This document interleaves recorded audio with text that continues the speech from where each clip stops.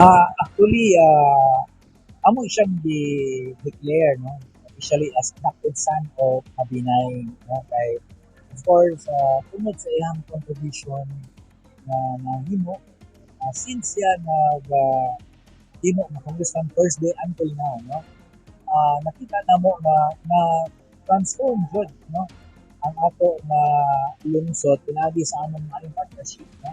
But it is true nga ang lungsod, well, it's true na natay budget, but pwede nga wala tayo partner, no.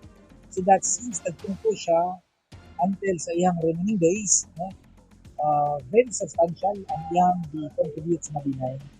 And pinagyan ni, we're able to transform, no, especially the lives sa atong katawhan. We're able to active the living condition, tungod sa among partnership, tungod sa iyang programs and projects that we introduce sa lungsod sa Mabinay, especially the roads, no, leading to our 32 barangays, mostly are paved. Then most of our gitawag na to o sitios po minagko are already paid, no, tungod po sa ating partnership, no. Then not only infra but in terms of medical financial assistance, especially for those katong naa sa hospital, katong nanginahanglan, katong displaced, katong stranded sa Manila o sa laing nasod, no. Ato nakita nga iyang opisina without visitation ikabangan jud, no.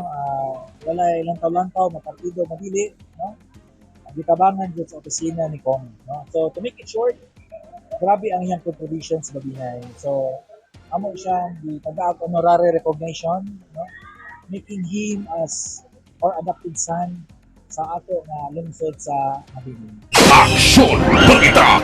Walay pugong-pugong mubulgar sa kamatuuran sa kanginan.